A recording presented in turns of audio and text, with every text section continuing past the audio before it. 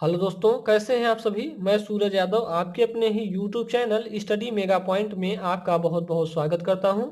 दोस्तों, आज का जो लेक्चर होने वाला है लेक्चर 2 होगा। इसमें हम आपको बताएंगे पीएलसी। पीएलसी का फुल फॉर्म क्या होता है दोस्तों? तो पीएलसी का फुल फॉर्म आपका होता है प्रोग्रामेबल लॉजिक कंट्रोलर। ठीक है, तो पीएलसी का फुल फॉर्म आपको ध्यान में रखना है। तो पीएलसी का फुल फॉर्म क्या करना है, ध्यान में रखना है। तो कल हमने आपको क्या बताया, पीएलसी के बारे में बताया, उसका ब्लॉक डायग्राम बताया। ब्लॉक डायग्राम में एक चीज छूटा था दोस्तों, तो आपका था मेमोरी। तो मेमोरी क्या होती है, इसको आप देख लीजिए ध्यान से। क्या होती है मेमोरी? मेमोरी क्या होती है मेरे दोस्तों? तो आपको पता होगा मेमोरी क्या होती है। मेमोरी आप अपने माइंड को ही ले लीजिए, क्या करती है, चीजों को क्या कर देती है, स्टोर करती है। क्या करती है, जो कुछ चीजें होती हैं हमारी, जो प्रोग्राम होगा वो क्या होगा, स्टोर करेगा। जैसे आपने कल एक फार्मूला पढ़ा, a+b का होल स्क्वायर का फार्मूला। तो मेमोरी क्या होती है हमारी, स्टोर करती है। तो स्टोर कितने प्रकार से की जा सकती है दोस्तों? तो आपकी जो मेमोरी होती है दो प्रकार से स्टोर स्टोर करती है। कैसे? कभी आपने कुछ चीज़ें याद किया है, लेकिन कुछ दिनों बाद आप क्या करते हैं, भूल जाते हैं। और कभी कभी क्या होता है कि आप चीज़ों को एक बार याद कर लेते हैं तो कभी भूलते ही नहीं। तो आपको आप अपने ऊपर कंपेयर करके देख सकते हैं दोस्तों। तो मेमोरी कितनी प्रकार की हुई, दो प्रकार की। इन मेमोरी का नाम दिया जाए तो आपको एक को RAM यानी रैम कहेंगे, एक को रोम कहेंगे। रैम का मतलब होता है read sorry random access memory होता है RAM का, और ROM का क्या होता है, रोम का, रीड ओनली मेमोरी। ठीक है, तो इन सभी चीज़ों के बारे में आप लिख सकते हैं, लेकिन मेमोरी में क्या लिखना है, क्या लिखना है, ये हम आपको बताते हैं। पीएलसी के निर्माण में प्रोग्रामेबल मेमोरी का कंट्रोल प्रोग्राम को स्टोर करने के लिए किया जाता है। यानी जो हमारा प्रोग्राम होगा उसको क्या करेगा, स्टोर करने के लिए इसका यूज करेंगे। ठीक है, किसका, मेमोरी का यूज। आधुनिक सभी पीएलसी में एक सेमीकंडक्टर मेमोरी का यूज किया जाता है। कौन सी मेमोरी का यूज किया जाता है मेरे दोस्तों? सेमीकंडक्टर मेमोरी का यूज किया जाता है। तो बात आती है मेमोरी कितने प्रकार की होती है। तो यहाँ पे आप लिख सकते हैं, जो हमारी मेमोरी होती है, मेमोरी दो प्रकार की होती है। कितने प्रकार की होती है? दो प्रकार की होती है। कौन कौन सी होती है मेरे दोस्तों, दो प्रकार की आपकी? तो आप ये कह सकते हैं RAM, जिसे आप रैम कहते हैं, और दूसरा होता है रोम। ठीक है मेरे दोस्तों, तो दूसरा क्या होता है, रोम। इसका RAM का फुल फॉर्म क्या होता है, रैंडम एक्सेस मेमोरी होता है। ROM का होता है रीड ओनली मेमोरी। तो ये वाली मेमोरी हम बता दे रहे हैं, आपको लिखना है। ठीक है, अपने से लिख लेंगे। अगर नहीं लिखते हैं, अगर इतनी चीजें लिख देते हैं तो आपका काम होने वाला है, क्योंकि आपने 3-4 टॉपिक लिख लिया। जैसे आपने पढ़ा इनपुट सेक्शन, आउटपुट सेक्शन, उसके बाद क्या होता है CPU, क्या होता है प्रोग्रामिंग डिवाइस क्या होती है, और उसके बाद क्या है, मेमोरी है। तो इन सभी चीज़ों को लिख देंगे इतना, तो आपको 5 नंबर जरूर मिलेगा मेरे दोस्तों, ये मेरा वादा है आपसे। तो मेमोरी में क्या लिखना है आपको? मेमोरी में लिखना है पीएलसी के निर्माण में प्रोग्रामेबल मेमोरी का कंट्रोल प्रोग्राम को स्टोर करने के लिए किया जाता है।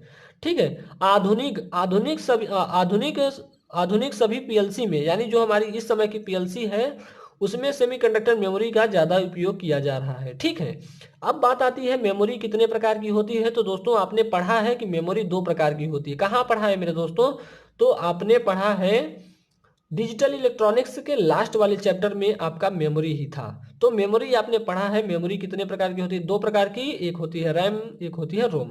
रैम का क्या काम होता है दोस्तों, कि यह क्या कर देती है, डाटा को तो स्टोर करती है, लेकिन अगर हम सप्लाई को ऑफ करते हैं तो हमारा डाटा क्या होता है, इरेज हो जाता है। और रोम क्या करती है, रोम का काम होता है कि हमारा जो डाटा होता है उसको स्टोर करेगा। अगर हमारी सप्लाई डिस्कनेक्ट हो जाती है तो हमारा डाटा क्या होता है, डिलीट नहीं होता है। ठीक है, तो इसमें इतनी बातें आपको ध्यान में रखनी है। तो हमने दोस्तों आपको बता दिया मेमोरी क्या होती है। आज बात आती है, कल हमने आपको बताया था कंट्रोल सॉरी बस सिस्टम के बारे में। तो बस सिस्टम क्या होता है मेरे दोस्तों? तो आपको पढ़ा, आपने कल आपने पढ़ा था कि किसी भी पीसी या पीएलसी, पीसी मतलब पर्सनल कंप्यूटर कह सकते हैं, या पीएलसी में उनके विभिन्न भागों CPU, memory, input output devices आदि के बीच में डाटा तो अथवा कमांड का आदान प्रदान करने के लिए बस सिस्टम का प्रयोग किया जाता है। तो बस सिस्टम का क्या क्या किसके लिए प्रयोग किया जाता है मेरे दोस्तों?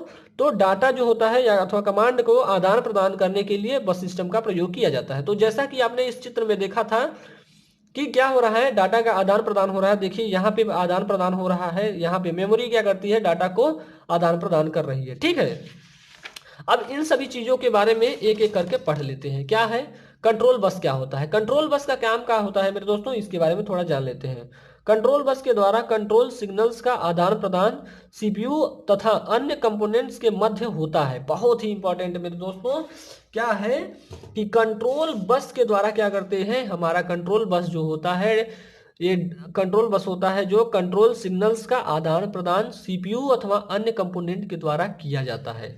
यानी अन्य कंपोनेंट के माध्यम से इसका होता है। ठीक है, कंट्रोल बस के द्वारा क्लॉक पल्सेस भी भेजी जाती है। कंट्रोल बस के द्वारा क्या होता है मेरे दोस्तों, क्लॉक पल्सेस को भी भेजा जा रहा है। तो आगे क्या है, कंट्रोल बस सामान्यतः यूनिडायरेक्शनल डिवाइस होती है, सॉरी यूनिडायरेक्शनल होती है। तो आपको इसमें इतनी बातें ध्यान में रखनी है। कंट्रोल बस सामान्यतः कैसी होती है, यूनिडायरेक्शनल होती है। इसका इसका प्रयोग क्यों किया जाता है, तो सिग्नल्स का कंट्रोल सिग्नल्स का आदान प्रदान करने के लिए या अन्य कंपोनेंट के मध्य किया जाता है या अन्य कंपोनेंट के माध्यम होता है। ठीक है, तो इसमें इतनी बातें ध्यान में रखनी है। और क्या है, कंट्रोल बस के द्वारा क्लॉक पल्सेस भी भेजी जाती हैं। ठीक है, इसमें इतनी बातें आपको ध्यान में रखनी है। अब बात आती है डाटा बस की। तो डाटा बस की बात भी कर लेते हैं। डाटा बस किसी कंप्यूटर के विभिन्न भागों जैसे सीपीयू, मेमोरी तथा इनपुट आउटपुट आदि के मध्य डाटा को ट्रांसफर करने का कार्य करती है। तो क्या कह रहा है मेरे दोस्तों कि जो हमारा डाटा बस होता है, सॉरी डाटा बस किसी भी कंप्यूटर के विभिन्न भागों का क्या करता है, जैसे हमारा विभिन्न भाग क्या हो गया, सीपीयू हो गया, मेमोरी हो गया, इनपुट हो गया, आउटपुट सेक्शन हो गया, आदि के मध्य डाटा को ट्रांसफर करता है। यानी डाटा को क्या कर देता है, ट्रांसफर करने का कार्य करता है डाटा बस। ठीक है, डाटा बस सदैव कैसी डाटा बस का कैसा होता है मेरे दोस्तों, बाई डायरेक्शनल होता है। और हमारा कंट्रोल बस कैसा होता है, यूनी डायरेक्शनल होता है। इसमें इतनी बातें आपको ध्यान में रखनी है। बात आती है एड्रेस बस की। तो दोस्तों एड्रेस बस क्या होता है, इसके बारे में भी थोड़ा जान लेते हैं। यह एक यूनी डायरेक्शनल बस होती है। कैसी बस होती है मेरे दोस्तों, यूनी डायरेक्शनल बस होती है, जो मेमोरी में किसी डाटा लोकेशन बताती है। भैया डाटा लोकेशन का मतलब ये होता है कि जैसे भैया आप यहाँ पे हैं, तो कोई व्यक्ति आपको ढूंढ रहा है तो तुरंत पता पा जाए कि भैया जी वहां पे हैं हमारे। ठीक है, तो इसमें इतनी बातें आपको ध्यान में रखनी है। अर्थात यदि हमें डाटा इंटर करना हो या किसी लोकेशन को प्राप्त करना हो तो सीपीयू द्वारा उस लोकेशन के एड्रेस को एड्रेस बस पर भेजा जाता है। भैया जैसे कि आपको बता दिए ना कि जैसे हम यहाँ पे गुम हो गए हैं, तो हमारा जो पता है हमारे पिताजी को कैसे भी पता चल जाए। ठीक है, लोकेशन हमारा, मेरा लोकेशन कैसे भी उनको पता चल जाए, यही एड्रेस बस है। ठीक है, तो आगे अब बात आती है एडवांटेज, सॉरी अभी आपको हम बता देंगे कि जो पीएलसी की वर्किंग क्या है। पीएलसी की वर्किंग भी बहुत ही इंपॉर्टेंट हो जाती है दोस्तों। तो पीएलसी की वर्किंग भी आप देख लीजिए। क्या है पीएलसी की वर्किंग, तो पीएलसी की वर्किंग बहुत ही नॉर्मल है मेरे दोस्तों, इसको भी देख लेते हैं। जैसे क्या है, पीएलसी की वर्किंग देख लेते हैं। पीएलसी के अंदर हमारे सॉरी पीएलसी के अंदर हमारे मोबाइल की तरह मेमोरी कार्ड होता है। ठीक है, तो आपको इसमें इतनी बातें ध्यान में रखनी है कि जो हमारा पीएलसी होता है उसमें भी एक मेमोरी कार्ड होता है। जैसे आपके मोबाइल में मेमोरी कार्ड होता है, वैसे पीएलसी के अंदर भी एक मेमोरी कार्ड होता है। लेकिन पीएलसी और मोबाइल के मेमोरी कार्ड में बड़ा अंतर है। हाँ दोस्तों, क्या अंतर है, वहां पे एमबी होता है तो वहां पे जीबी होता है, यही अंतर है और क्या। देखिए वही बात है, पीएलसी में स्टोरेज एमबी में और मोबाइल में स्टोरेज जीबी में होता है। ठीक है, तो इसमें इतनी बातें ध्यान में रखना है। आगे क्या है, पीएलसी के अंदर हम अपने लैपटॉप या कंप्यूटर की हेल्प से प्रोग्राम डालते हैं और दो बार हो गया, प्रोग्राम डालते हैं और ये प्रोग्राम पीएलसी में रन करता है। तो जो हम प्रोग्राम अपने पीएलसी जो हम प्रोग्राम पीएलसी के अंदर डालते हैं या प्रोग्राम डालते हैं, वो क्या करता है, प्रोग्राम क्या करता है, पीएलसी में रन करता है। इतनी बातें आपको समझ में आ गई होगी। तो आगे क्या है, पीएलसी को स्टार्ट करने के लिए 220 वोल्ट एसी पावर सप्लाई दी जाती है। क्या दी जाती है मेरे दोस्तों, पीएलसी को हम स्टार्ट करेंगे तो हमें 220 वोल्ट की एसी सप्लाई की जरूरत पड़ती है। और 24 वोल्ट डीसी के लिए दी जाती है। यानी कंट्रोल के लिए हम कितना देंगे, 24 वोल्ट देंगे। पीएलसी में दो तरह के मॉड्यूल होते हैं, तो ये बात आती है इनपुट मॉड्यूल और आउटपुट मॉड्यूल। तो आपने इनपुट मॉड्यूल और आउटपुट मॉड्यूल के बारे में पढ़ा है। तो यहाँ पे दोस्तों आपको जो वर्किंग है बहुत ही सिंपल है यार। क्या है वर्किंग में, कुछ नहीं है, करना क्या है। पीएलसी क्या होता है, पीएलसी के अंदर हमारे मोबाइल की तरह एक मेमोरी कार्ड होता है। लेकिन पीएलसी और मोबाइल के मेमोरी कार्ड में बड़ा अंतर होता है। अंतर क्या होता है कि पीएलसी में जो स्टोरेज होता है एमबी में होता है, और मोबाइल में जो हमारा स्टोरेज होता है जीबी में होता है। पीएलसी के अंदर हम अपने लैपटॉप अथवा कंप्यूटर की हेल्प से प्रोग्राम को डालते हैं, और यह प्रोग्राम क्या करता है, पीएलसी में रन करता है। पीएलसी को स्टार्ट करने के लिए हमें 220 वोल्ट की एसी सप्लाई दी जाती है, और 24 वोल्ट डीसी कंट्रोल के लिए दिया जाता है। ठीक है, अब बात आती है पीएलसी दो प्रकार के होते हैं, इनपुट मॉड्यूल और पीएलसी में दो तरह के मॉड्यूल होते हैं। कौन कौन से, इनपुट मॉड्यूल और आउटपुट मॉड्यूल। तो इनपुट मॉड्यूल और आउटपुट मॉड्यूल के बारे में आपने पढ़ा है। अब बात आती है एडवांटेज ऑफ पीएलसी की। एडवांटेज ऑफ पीएलसी की यानी पीएलसी की जो आवश्यकता होती है, यानी पीएलसी का जो लाभ होता है वो क्या होता है मेरे दोस्तों। तो इसके बारे में ध्यान में रखेंगे आप लोग। क्या ध्यान में रखेंगे मेरे दोस्तों, बहुत ही सिंपल सिंपल चीजें हैं, इनको थोड़ा ध्यान में रख लीजिए। इसकी सर्किट सिंपल होती भैया, हम आपको पहले ही लेक्चर में बताएं कि जो पीएलसी होती है उसकी सर्किट लेंथ क्या होती है, सिंपल होती है। कंपेयर किससे करेंगे मेरे दोस्तों, तो जो पहले क्या होता था, पहले हमारा रिले यूज किया जाता था। क्या यूज किया जाता था, रिले। तो यहाँ पे हम कंपेयर किससे करेंगे, रिले से ही करेंगे। आगे क्या है, इसकी सर्किट सिंपल होती है तथा इसमें बहुत कम वायर की आवश्यकता होती है। हमने ये पहले लेक्चर में ही बताया था, जिस कारण अनावश्यक खर्च नहीं होता है। क्या अनावश्यक खर्च की बात की जा रही है दोस्तों, अनावश्यक खर्च की बात किया ये की जा रही है कि अगर हमारा फॉल्ट होता है तो हम अपने से फॉल्ट को दूर कर सकते हैं। इसका आगे क्या है, दूसरा पॉइंट क्या लेंगे, इसका रिस्पॉन्स जल्दी प्राप्त होता है। तो भैया रिस्पॉन्स जल्दी प्राप्त होता है तो क्या करेंगे, क्या करना है, रिस्पॉन्स जल्दी प्राप्त होगा भैया तो ये महंगा भी होगा, तथा यह किसी भी प्रकार की स्थिति में कारखानों में प्रयोग की जा सकती है। भैया बहुत ही अच्छी बात है कि जो इसका रिस्पॉन्स होता है बहुत ही अच्छा होता है, ये तो बहुत बड़ी बात है। तथा यह किसी भी प्रकार की स्थिति में हम कहाँ पे यूज कर सकते हैं, कारखानों या कंपनियों में यूज कर सकते हैं। तो इसका सबसे ज्यादा प्रयोग कहाँ पे किया जाएगा मेरे दोस्तों, तो इसका सबसे ज्यादा प्रयोग इंडस्ट्री में किया जाता है। कहाँ किया जाता है, इंडस्ट्री में। थर्ड पॉइंट क्या है मेरे दोस्तों, थर्ड पॉइंट वेरी इंपॉर्टेंट है। यह बहुत ही वर्सटाइल होती है। वर्सटाइल, यह कैसी होती है, वर्सटाइल होती है, तथा इसकी प्रोग्रामिंग को आवश्यकता के अनुसार परिवर्तित किया जा सकता है। बहुत अच्छी बात है मेरे दोस्तों कि क्या होती है, जो हमारे रिले होता था उसकी प्रोग्रामिंग को हम आवश्यकता के अनुसार परिवर्तित नहीं कर सकते थे दोस्तों। और इसकी क्या खासियत है, यानी इसका क्या लाभ है कि प्रोग्रामिंग को हम अपनी आवश्यकता के अनुसार परिवर्तित कर सकते हैं। तो इसमें इतनी बातें थी मेरे दोस्तों।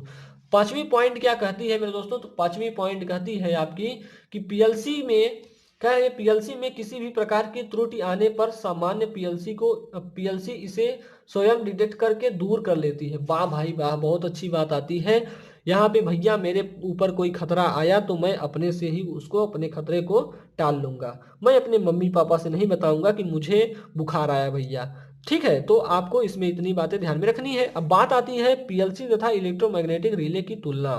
भैया ये बहुत ही इंपॉर्टेंट होगा आपका, पीएलसी तथा इलेक्ट्रोमैग्नेटिक रिले की तुलना करेंगे आप लोग। और बहुत ही सिंपल है भैया, आप लोग देखेंगे पढ़ेंगे याद हो जाएगा। क्या है, रिले की तुलना में पीएलसी कम ऊर्जा का उपयोग करती है। भैया आपको बताए थे यार कि रिले में क्या होता है, ज्यादा कंडक्टर होते हैं, और किसकी तुलना में, पीएलसी की तुलना में। भैया ज्यादा कंडक्टर हो गए तो लॉस होना ही होना है। क्या होना है, लॉस तो होना ही होना है।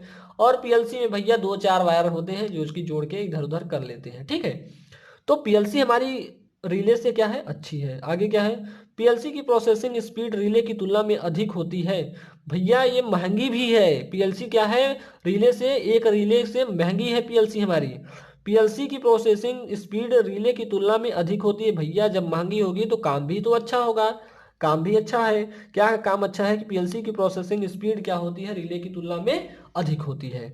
इसमें दूसरा पॉइंट आपको समझ में आया कि नहीं आया, आया होगा दोस्तों।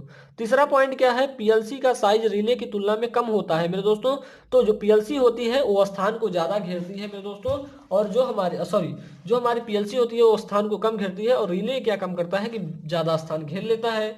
तो भैया जो ज्यादा डिसएडवांटेज देगा हमें, उसको हम हटा देंगे। आप अपने लाइफ से देख लीजिए, पहले बंदरों की पहले लोगों की पूंछ होती थी, और आज के ज़माने में क्या लोगों की पूंछ होती है? नहीं भैया, जिसका यूज नहीं है भैया उसको हटाते हैं हम लोग, जिसका यूज नहीं है उसको हटाते हैं।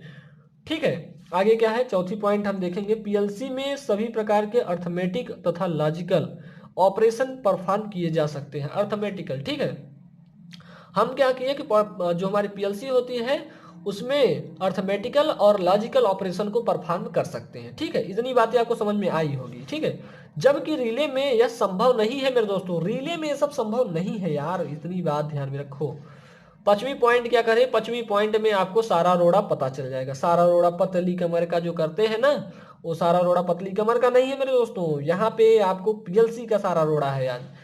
क्या है कि एक पीएलसी को बनाने में आने वाला खर्च 4 से 5 रीले बनाने पर आने वाले खर्च के बराबर होती है। भैया इतनी बातें तो आप समझ गए होंगे कि जो हमारा रिले है, जो हमारे पीएलसी है वो महंगी है, लेकिन अब आगे क्या है?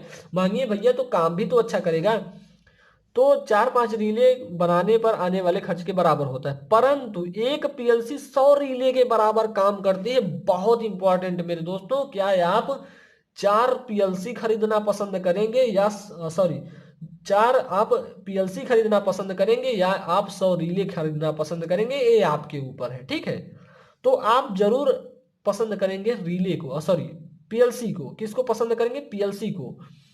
तो भैया आप लोग अपने दैनिक जीवन से भी एग्जाम्पल ले सकते हैं कि आजकल क्या होता है, दहेज प्रथा आप लोग देखते हैं गाँव में जोरों से चल रहा है। तो जो अच्छे से दहेज दे देता है दोस्तों, वहाँ शादी हो जाती है, और जो भैया गरीब होते हैं वहाँ पे शादी नहीं हो पाती है। जैसे बड़े घरों के लोग होते हैं तो वहाँ पे शादी नहीं करते हैं, तो उनको क्या चाहिए कि भैया हमें चाहिए दहेज।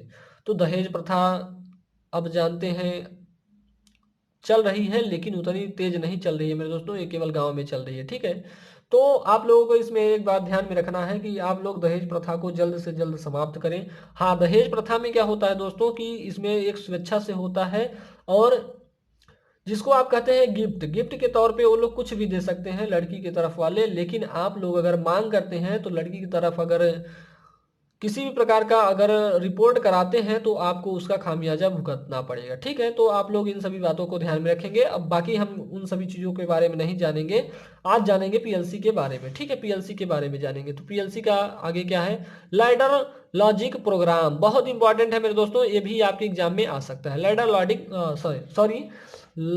Logic diagram.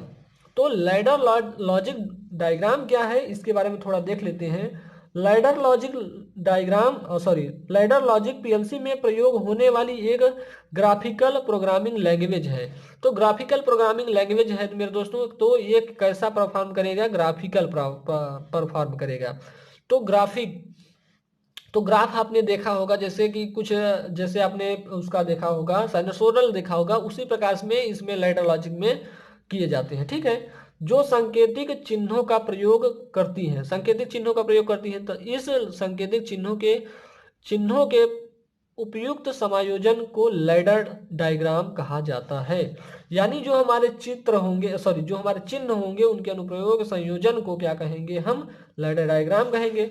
लैडर डायग्राम बनाने के लिए रेंस तथा रंस का प्रयोग किया जाता है। रेंस तथा रंस का यूज किया जाता है या प्रयोग किया जाता है, जिस कारण डायग्राम लैडर की भांति दिखने लगता है। लैडर का मतलब होता है मेरे दोस्तों सीढ़ी की भांति। ठीक है, दिखने लगता है। रेल्स पर पावर सप्लाई दी जाती है, जबकि रंस के बाएं से दाएं ओर की लॉजिक इंस्ट्रक्शन का एग्जीक्यूशन होता है। क्या होता है? इंस्ट्रक्शन का एग्जीक्यूशन होता है। यानी एग्जीक्यूशन का मतलब होता है मेरे दोस्तों किसी कार्य का हो रहा है, किसी काम का होना होता है। ठीक है, तो यहाँ पे आप देख पा रहे हैं, ये हमारा हो गया रेल्स, ये इस तरफ होती है हमारी रंस। ठीक है, क्या होती है? रंस होती है, यहाँ पे दिखाया गया है। तो इस टाइप के अगर चित्र को आप देखेंगे तो उसे क्या कहेंगे? क्या कहेंगे? इसको एनओ कहेंगे, इसको एनसी कहेंगे, एनओ और एनसी कहेंगे। ठीक है, तो इसमें इतनी बातें ध्यान में रखनी है। तो यहाँ पे और गेट का सिंबल दिया है मेरे दोस्तों, तो ये हमारा एनओ जो है इस समय क्या है, अगर इसको हम सप्लाई देते हैं तो यहाँ पे क्या है, ये हमारा क्या है, कौन सी ये है, एनओ है। तो एनओ में जो हमारी आती है तो क्या करती है, ये परिपथ को क्या कर देती है, सप्लाई दे देती है, और हमारा यहाँ से जो एलईडी लैंप होता है वो जल जाता है। इसी प्रकार एंड गेट से देखेंगे तो यहाँ पे हमारी सप्लाई आई, फिर यहाँ से यहाँ गई, फिर यहाँ से हमारी सप्लाई यहाँ पे आई, यानी हमारी एलईडी ग्लो कर गई। ठीक है मेरे दोस्तों, तो इस पे आपका एक अलग से लेक्चर बनाया जाएगा जिसमें आपको सारी चीजें समझा दी जाएगी। ठीक है, तो बात आती है लैडर लॉजिक के लाभ क्या है। ठीक है, लैडर लॉजिक के लाभ क्या है, तो लैडर लॉजिक के जो लाभ हैं वो आप देख पाएंगे अभी। ठीक है, क्या है, लैडर लॉजिक का परिपथ बहुत सरल होता है। क्या होता है, बहुत सरल होता है। लैडर लॉजिक का परिपथ बहुत सरल होता है। लैडर लॉजिक का ग्राफिकल रिप्रेजेंटेशन स्पष्ट होता है। तो इसमें दो पॉइंट तो आपको समझ में आ गया होगा कि लैडर लॉजिक का परिपथ जो होगा बहुत सरल होगा, और दूसरा पॉइंट क्या है, जो हमारा लैडर लॉजिक होता है वो ग्राफिकल रिप्रेजेंटेशन स्पष्ट करता है। ठीक है, स्पष्ट होता है। लैडर लॉजिक में डिबगिंग डिबगिंग क्या है, डिबगिंग टूल्स काफी अच्छे होते हैं। डिबगिंग टूल्स का मतलब होता है मेरे दोस्तों, जो उसमें टूल्स होते हैं वो बहुत ही अच्छे होते हैं, जो ये सब चीजें क्या करते हैं, परफॉर्म कराने के लिए उत्तरदायी होते हैं। ठीक है, जिस कारण इसमें एरर होने की संभावना काफी कम होती है। तो ये लैडर लॉजिक में क्या होता है, एरर होने की संभावना बहुत ही कम होती है। आगे की पॉइंट क्या है, लैडर लॉजिक द्वारा सफलतापूर्वक ऑनलाइन एडिटिंग की जा सकती है। ऑनलाइन एडिटिंग सफलतापूर्वक की जा सकती है। अब बात आती है लैडर लॉजिक के दोष। भैया आपको हम पहले ही लेक्चर में बताए थे कि अगर किसी चीज का लाभ है तो उसका हानि भी तो होती है। अगर कोई चीज ये जान लीजिए दोस्तों, कोई भी चीज होती है वो पूरी तरह से आइडियल नहीं होती है, उसमें किसी न किसी प्रकार की त्रुटि तो जरूर होगी। क्या है, आइए देखते हैं। लैडर लॉजिक का प्रमुख दोष यह है कि इसमें कुछ इंस्ट्रक्शन नहीं होते हैं, कुछ चीजें नहीं हो पाती हैं दोस्तों। तो आप ही अपने ऊपर ले लीजिए, क्या आप सभी काम कर सकते हैं, नहीं कर सकते हैं, जिस कारण कभी कभी टेस्ट के एग्जीक्यूशन में समस्याएं उत्पन्न हो जाती हैं। ठीक है, जो हम अपना टेक्स्ट होता है उसमें एग्जीक्यूशन यानी कार्य करते समय क्या होती है, समस्या उत्पन्न हो जाती है। आगे क्या है मेरे दोस्तों, आगे है functional block diagram in PLC. PLC का फंक्शनल ब्लॉक डायग्राम देखेंगे दोस्तों, तो इसमें क्या है, एक दो चीजें हैं, इसको भी आज देख लेते हैं। ठीक है, क्या है, तो इसको भी देख लेते हैं। फंक्शनल ब्लॉक डायग्राम एक ग्राफिकल प्रोग्रामिंग लैंग्वेज है। एफबीडी मतलब होता है मेरे दोस्तों फंक्शनल ब्लॉक डायग्राम, इसको ऐसे हम लिख सकते हैं। ठीक है, एफबीडी में सभी फंक्शंस फंक्शनल ब्लॉक में रहते हैं। ठीक है, क्या होते हैं, सभी फंक्शन किसमें होते हैं, ब्लॉक में होते हैं। प्रत्येक ब्लॉक में एक या एक से अधिक इनपुट तथा आउटपुट हो सकते हैं। प्रत्येक फंक्शनल ब्लॉक में जो भी फंक्शंस लिखा जाता है वह इनपुट तथा आउटपुट के मध्य संबंध बताता है। तो इसका यही आपका फंक्शनल डायग्राम होता है मेरे दोस्तों। तो इसमें क्या है, आप देखेंगे ये हमारा फंक्शन इंस्ट्रक्शन है। क्या है, फंक्शन इंस्ट्रक्शन है। यहाँ पे इंस्ट्रक्शन 1 है, इंस्ट्रक्शन 2 है। तो यहाँ पे इनपुट है, यहाँ पे आउटपुट है। इसमें इतनी बातें आपको ध्यान में रखनी है और कुछ नहीं है इसमें। ठीक है, तो आप ऐसा बना सकते हैं। किसी भी फंक्शनल ब्लॉक डायग्राम का आउटपुट किसी अन्य फंक्शनल ब्लॉक का इनपुट भी बन सकता है। इस प्रकार कई फंक्शनल ब्लॉक एक साथ मिलकर एक फंक्शनल ब्लॉक डायग्राम बनाते हैं। तो क्या कहा इसने कि कई फंक्शनल ब्लॉक एक साथ मिलकर फंक्शनल ब्लॉक डायग्राम बनाते हैं। ठीक है, अगला क्या है, यहाँ पे देख पा रहे हैं तो और गेट का फंक्शनल ब्लॉक डायग्राम है। यहाँ पे जो हमारा है 1 बराबर होगा, लेकिन क्या होगा, कम होगा 1 से। ठीक है, आगे क्या है, यहाँ पे इंस्ट्रक्शन 1 इंस्ट्रक्शन 2, यहाँ पे आउटपुट होता है। आउटपुट यहाँ इंस्ट्रक्शन जो हमारे होते हैं ये आउटपुट को दे देते हैं। ठीक है, तो इसमें इतनी बातें आपको ध्यान में रखनी है। आगे क्या है मेरे दोस्तों, फंक्शनल ब्लॉक डायग्राम के लाभ हैं। तो इसके लाभ क्या हैं, इसके बारे में हम जान लेते हैं। जो हमारा फंक्शनल ब्लॉक डायग्राम में प्रोग्रामिंग करना होता है वो आसान होता है। क्या होता है, फंक्शनल ब्लॉक डायग्राम में प्रोग्रामिंग करना क्या होता है, आसान होता है। दूसरी पॉइंट है मेरे दोस्तों, फंक्शनल ब्लॉक डायग्राम में किसी एक ही कोड को कई बार प्रयोग किया जा सकता है। एक कोड हमने बनाया इसमें और उसको बार बार प्रयोग कर सकते हैं। आगे क्या है, फंक्शनल ब्लॉक डायग्राम में एक ही समय पर कई टास्क एक साथ परफॉर्म किए जा सकते हैं। तो एफवीडी जो होता है इसमें हम एक समय में क्या कर सकते हैं, कई टास्क को परफॉर्म कर सकते हैं। इस प्रक्रिया को पैरेलल एग्जीक्यूशन कहते हैं। क्या कहते हैं, पैरेलल एग्जीक्यूशन कहते हैं। इसमें डीबगिंग आसान होता है। ठीक है, क्या होता है, डीबगिंग क्या होता है, आसान होता है। अब इसकी हानियां देख लेते हैं मेरे दोस्तों। एफबीडी में एल्गोरिथ्म बनाने में समस्या आती है। क्या होती है, एल्गोरिथ्म बनाने में समस्या आती है। इसमें एग्जीक्यूशन कंट्रोल इंस्ट्रक्शन सीमित होते हैं। क्या होते हैं, एग्जीक्यूशन कंट्रोल इंस्ट्रक्शन सीमित होते हैं दोस्तों। तो इसमें इतनी बातें आपको ध्यान में रखनी थी और जो हमने आपको सारी चीजें बता दिया। ठीक है, तो आपका पीएलसी का पहला वाला चैप्टर जो इंट्रोडक्शन ऑफ पीएलसी था वो आज आपका समाप्त हुआ दोस्तों। इसमें जो भी चीज़ें छूटेंगी वो आप प्लीज़ हमें आप बता दीजिएगा। ठीक है, तो चलिए दोस्तों, आज के लेक्चर में यहीं तक बातें होंगी। मिलते हैं नेक्स्ट लेक्चर में। अगर दोस्तों मुझसे कोई किसी भी प्रकार की त्रुटियां हुई हो तो आप लोग क्षमा करें। ठीक है, क्योंकि मैं भी इंसान हूं दोस्तों, भगवान नहीं हूं। ठीक है, चलिए आज के लिए इतना ही। मिलते हैं आपसे नेक्स्ट लेक्चर में। जय हिंद, जय भारत।